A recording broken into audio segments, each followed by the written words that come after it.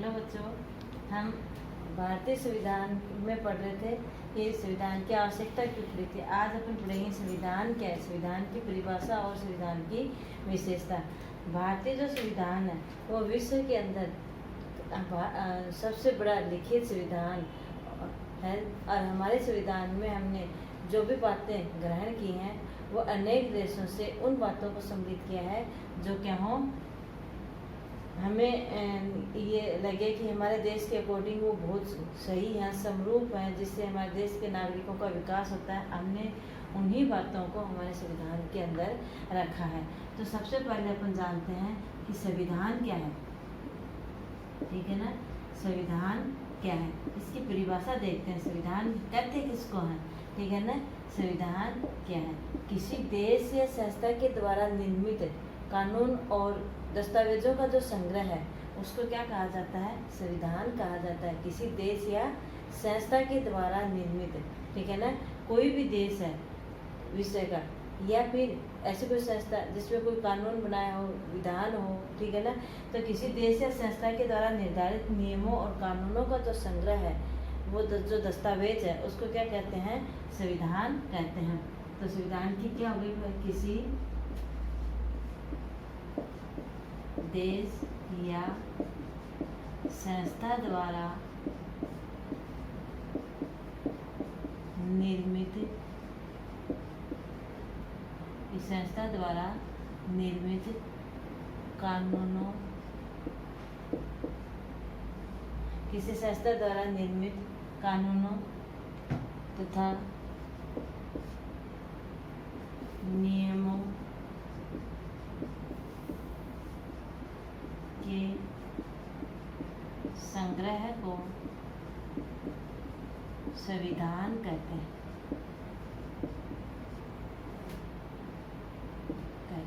किसी, ठीक है, संविधान कहते हैं। ये जो संविधान है ये क्या है, सर्वश्रेष्ठ विधान यानी सर्वश्रेष्ठ कानून माना जाता है।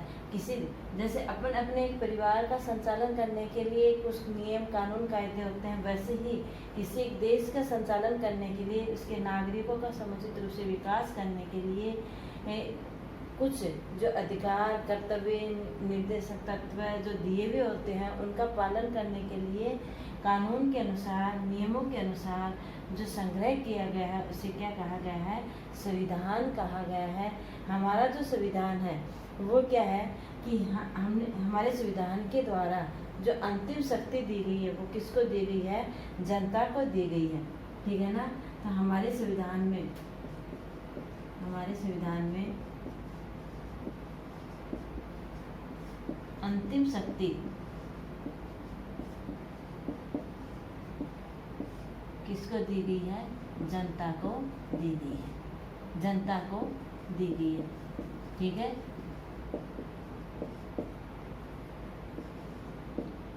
जनता को दी गई है। अब देखो अंतिम शक्ति यानी सर्वोपरि संविधान है। संविधान के अनुसार प्रत्येक जनता को क्या करना पड़ेगा, कार्य करना पड़ेगा, चाहे वो देश की आम जनता हो और या चाहे देश का सर्वोच्च व्यक्ति राष्ट्रपति हो। लेकिन देश हमारा कैसा है, लोकतांत्रिक है। लोकतांत्रिक देश के अंदर सरकार बनाने का अधिकार किसको है, जनता को है। सरकार चुन करके कौन लाता है, जनता लाती है। सरकार काम किसके लिए करती है, जनता के लिए करती है, लोगों के लिए करती है। अंतिम शक्ति किसको दे दी गई, जनता को दे दी गई। ये हमारे संविधान की एक प्रमुख विशेषता है, ठीक है ना। हम भारत के लोग जब हमने संविधान का निर्माण किया था तब ये संविधान का निर्माण करते समय कल आपको बताया कि हमारा संविधान 2 वर्ष 11 माह से बन करके 2 वर्ष 11 माह 18 दिन में बन करके तैयार हुआ था। इस यानी जब तैयार हो गया था उस दिन हम भारत के लोग एक प्रतिज्ञा ले ली थी, दृढ़ संकल्प किया था कि हम भारत के लोग संपूर्ण प्रभुत्व से, ठीक है ना, दृढ़ संकल्प होकर के क्या करते हैं, इस संविधान को आज 26 नवंबर 1949 को 50 को लागू किया गया था। 26 नवंबर 1949 को क्या करते हैं, आत्मसमर्पित और क्या करते हैं, अंगीकृत अधिनियमित करते हैं। ठीक है ना। ये कब, यानी हमारा संविधान बन करके कब तैयार हुआ था, 26 नवंबर 1949 को बन करके तैयार हुआ था। इस दिन हमने दृढ़ संकल्प होकर के, यानी हम भारत के लोग संपूर्ण प्रभुत्व संपन्न लोकतांत्रिक गणराज्य बनाने के लिए और दृढ़ संकल्प होकर के, और दिनांक 26 नवंबर 1949 को क्या है, एतद द्वारा संविधान अंगीकृत, क्या किया, अंगीकृत अधिनियमित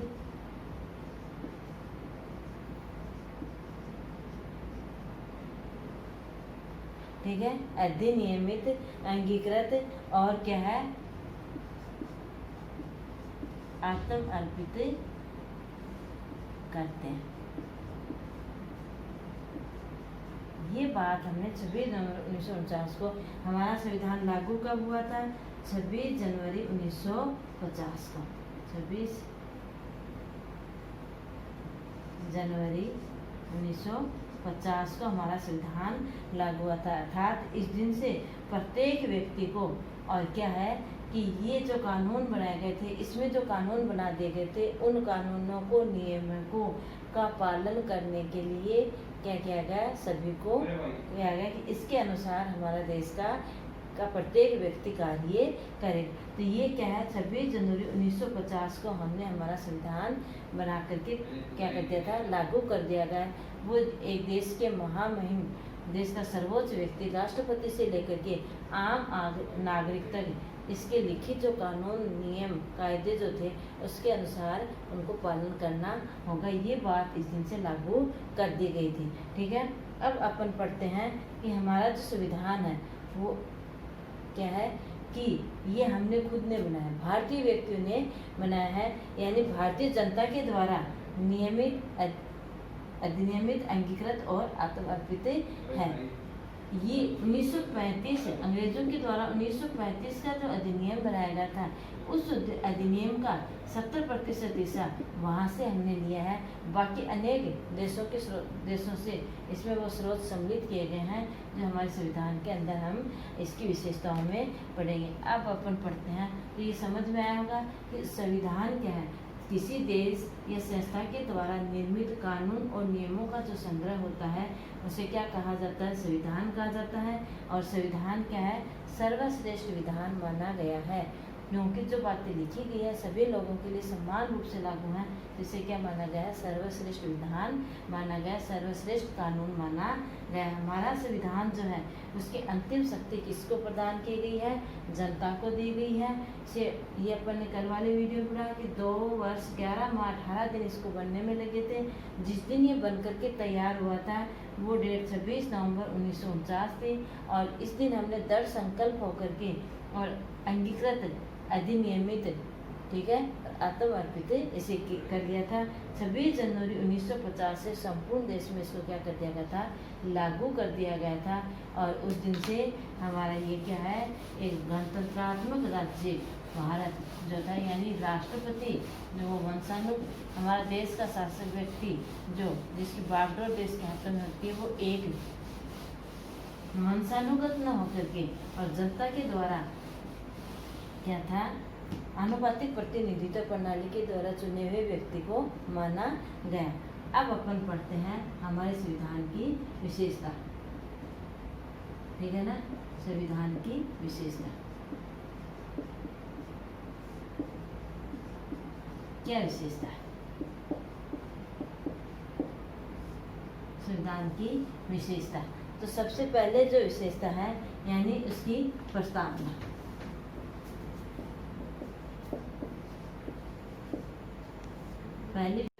पहली है विशेषता प्रस्तावना। ठीक है ना। प्रस्तावना क्या है, इसकी जो प्रारूप, जो रूपरेखा जो तैयार की गई थी वो उसको क्या है, प्रस्तावना। यानी ये जो प्रस्तावना है ये हमारे संविधान की क्या कहलाती है, आत्मा। क्या कहलाती है, संविधान की आत्मा। प्रस्तावना को क्या कहते हैं, संविधान की आत्मा। ठीक है, संविधान की आत्मा। के.एम. मुंशी ने भारतीय की प्रस्तावना को क्या कहा है, राजनीतिक कुंडली। राजनीतिक कुंडली। ठीक है, संविधान की आत्मा किसे कहा गया है? प्रस्तावना को। के एम मुंशी ने भारतीय संविधान की प्रस्तावना को क्या कहा है? राजनीतिक कुंडली कहा है। ठीक है, मूल प्रस्तावना में, ठीक है, मूल प्रस्तावना में समाजवादी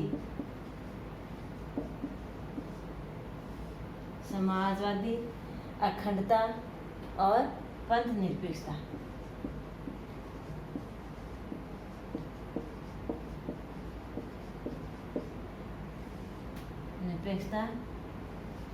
अखंडता, पंथ निरपेक्षता, अखंडता शब्दों को 42वें संविधान संशोधन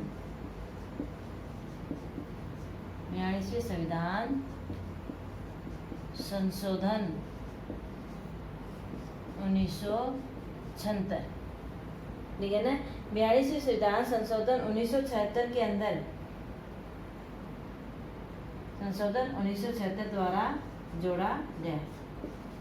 पहले नहीं थे ये शब्द, क्योंकि हम हमारे संविधान में क्या कर सकते हैं?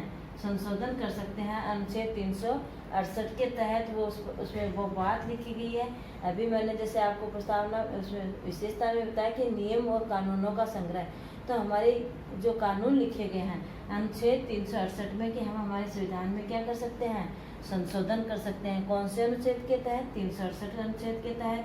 और मूल प्रस्तावना में 42वें संविधान संशोधन 1976 के अंदर और कौन सा शब्द जोड़ दिया गया? समाजवादी, पंथ निरपेक्षता और अखंडता शब्दों को जोड़ा गया। तो ये बात आपको बहुत अच्छी तरह से ध्यान में रखनी है कि भारतीय संविधान की जो प्रस्तावना है वो उसे क्या कहा जाता है? संविधान की आत्मा कहा जाता है। के एम मुंशी ने भारतीय संविधान की प्रस्तावना को क्या कहा है? राजनीतिक कुंडली का है। मूल प्रस्तावना में और 42वां संविधान संशोधन हुआ, उसके अंदर 1976 में 42वां संविधान संशोधन हुआ, उसमें समाजवादी, पंथ निरपेक्षता और अखंडता शब्द जोड़ा गया। ठीक है, अब उसके बाद में विश्व का सबसे लिखित संविधान, दूसरी विशेषता क्या है? विश्व का सबसे बड़ा एवं लिखित संविधान। हमारा जो संविधान है वो विश्व के संविधानों में सबसे बड़ा एवं लिखित संविधान। हमारा संविधान कैसा है? लिखित, ठीक है ना। तो विश्व का सबसे बड़ा है और लिखित है। अब बड़ा और लिखित कैसे है? कि हमारे मूल रूप से हमारे संविधान के अंदर और जो कितने हैं? 395 अनुच्छेद, कितने हैं? 395 अनुच्छेद और 12 अनुसूचियां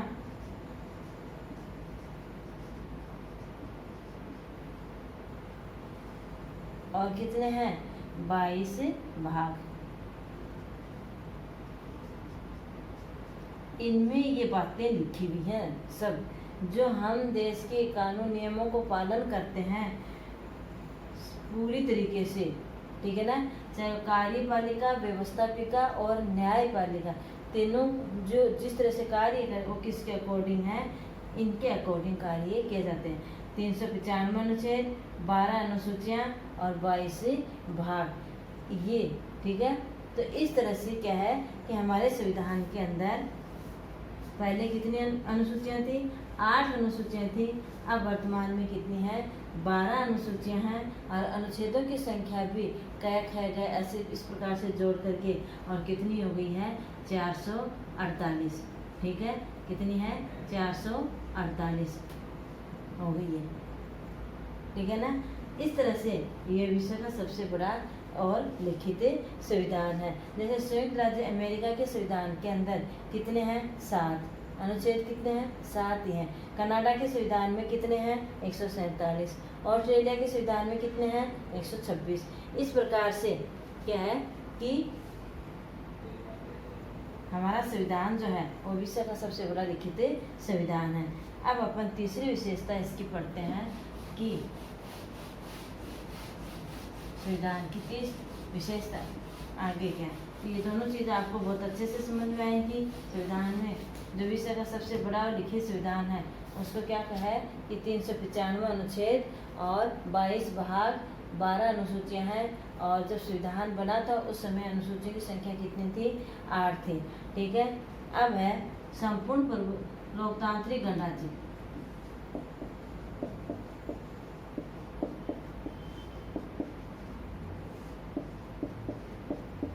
कई बार क्वेश्चन पूछ लिया जाता है बीच में कि लोकतांत्रिक गणराज्य से आप क्या समझते हैं।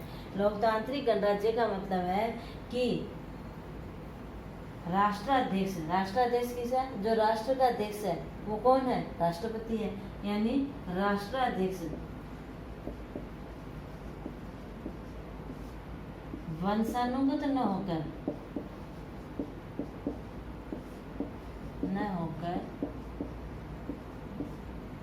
और क्या है?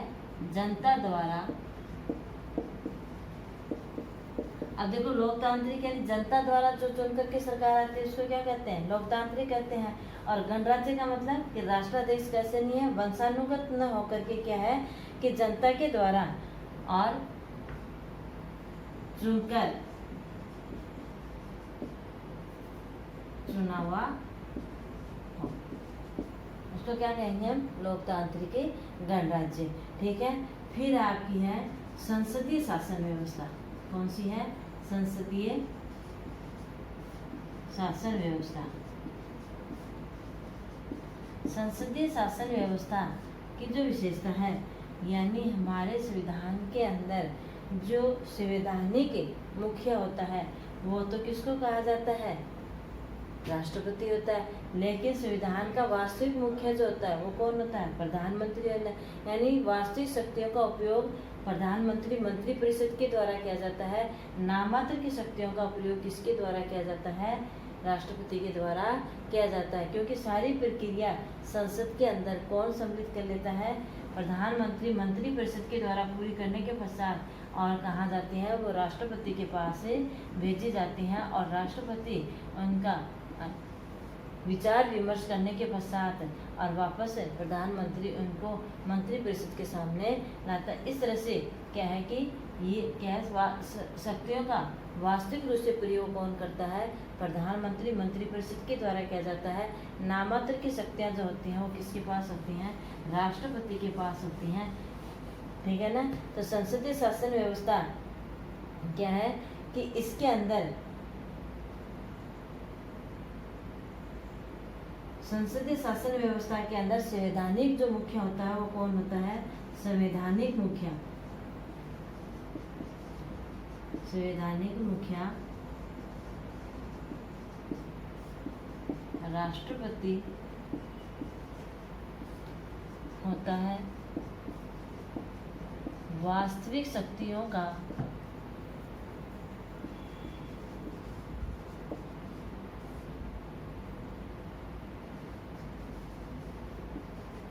वास्तविक शक्तियों का प्रयोग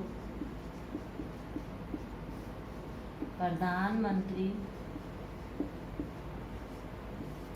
एवं मंत्रिपरिषद के द्वारा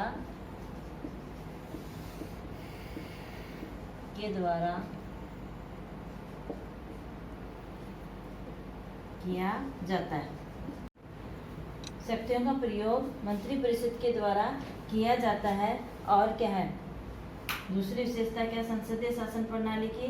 कार्यपालिका व्यवस्थापिका के प्रति क्या होती है? उत्तरदायी होती है। कार्यपालिका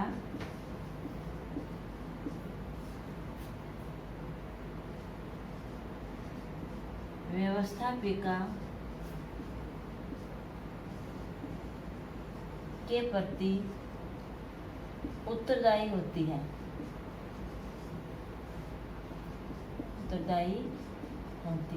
ठीक है। संविधान की विशेषता लोकतांत्रिक राष्ट्राध्यक्ष वंशानुगत न होकर के जनता के द्वारा चुना हुआ हो। और संसदीय शासन व्यवस्था की विशेषता है कि संवैधानिक मुखिया संसदीय शासन व्यवस्था में कौन होता है? राष्ट्रपति होता है। अर्थात संविधान की दृष्टि से मुख्य किसको माना गया है? राष्ट्रपति को। लेकिन वास्तविक शक्ति कार्य कौन करता है? प्रधानमंत्री के द्वारा किया जाता है और मंत्रिपरिषद के द्वारा किए जाते हैं। और दूसरी विशेषता है कि कार्यपालिका व्यवस्थापिका के प्रति उत्तरदायी होती है, क्योंकि कानून कौन बनाता है? व्यवस्थापिका। कानूनों को लागू कौन करती है? कार्यपालिका करती है। तो व्यवस्थापिका जब चाहे कार्यपालिका से जवाब मांग सकती है, अर्थात कार्यपालिका को व्यवस्थापिका को जवाबदेह होती है, जवाब देना पड़ता है, इसलिए क्या है? इसके प्रति उत्तरदायी होती है। ठीक है, अब अपन आगे की देखते हैं।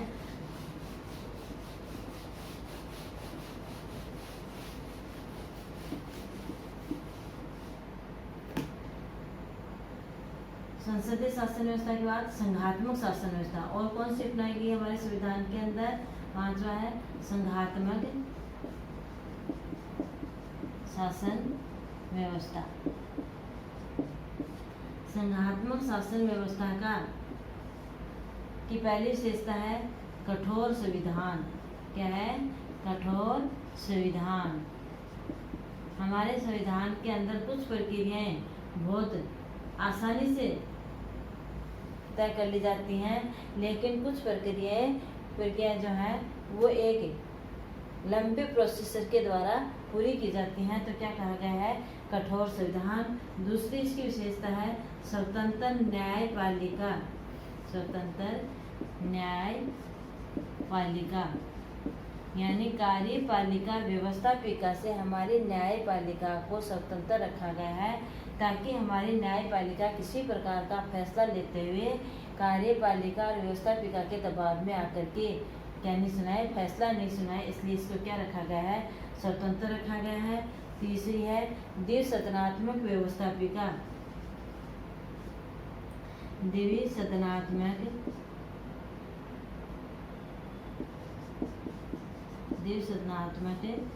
व्यवस्थापिका।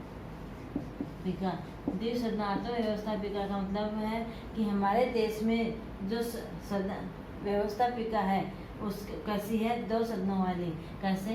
जैसे संसद, केंद्र में क्या है? संसद, इसके 2 सदन है, लोकसभा राज्यसभा। राज्य में क्या है? संसद की, ये तो किसमें है? केंद्र में।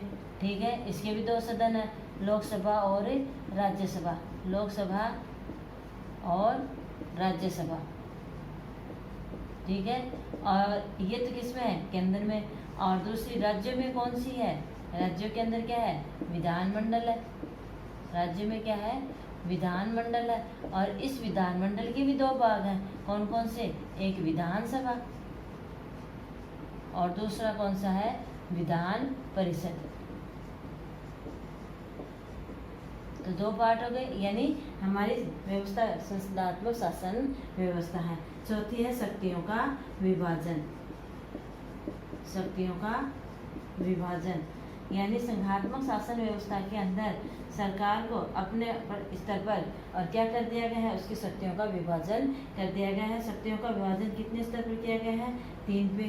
केंद्र स्तर पर यानी केंद्र सूची के विषय, फिर राज्य सूची के विषय, और तीसरे हैं समवर्ती सूची के विषय। और अभी एक क्या है? अपशिष्ट और है,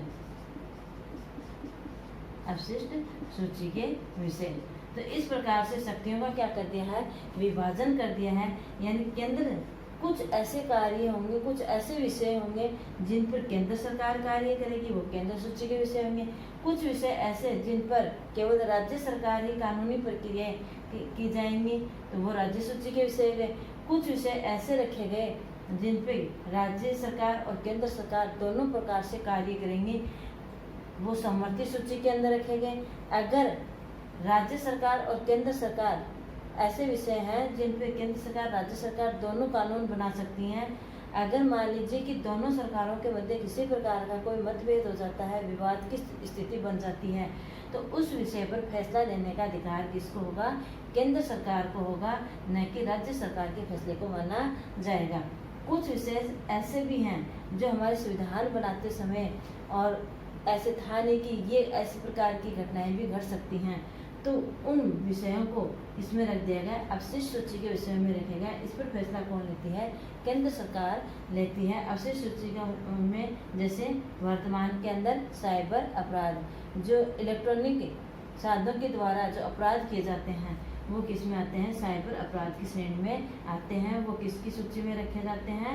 अवशिष्ट सूची के विषय में रखे जाते हैं। तो आपको संघात्मक संसदीय शासन व्यवस्था, संघात्मक शासन व्यवस्था की विशेषताएं बहुत अच्छे से ध्यान में रखनी है। क्या है? हमारा जो संविधान है वो कैसा है? लचीला होने के साथ साथ कैसा है? कठोर भी है। हमारी जो न्यायपालिका कैसी है? उसको बिल्कुल स्वतंत्र रखा गया है। हमारा जो व्यवस्थापिका है वो कैसी है? 2 सदनों वाली। ये आपके सामने बताया। शक्तियों का विभाजन 3 तरीके से किया गया है। एक केंद्रीय सूची के विषय, राज्य सूची के विषय, समवर्ती सूची के विषय और चौथा है अवशिष्ट सूची के विषय। आगे वाली जो विशेषताएं हैं वो अपन आगे वाले वीडियो के अंदर पढ़ेंगे। अगर आपको इनमें से कुछ समझ में नहीं आए तो आप फिर पूछ सकते हो। आपको हो सकता है कि संघात्मक और संसदीय शासन व्यवस्था के अंदर क्या है थोड़ा सा कंफ्यूजन हो। आप ध्यान से वीडियो को देख करके सुनने के पश्चात अगर समझ में नहीं आए तो फिर कमेंट बॉक्स में लिखकर पूछ सकते हो। धन्यवाद।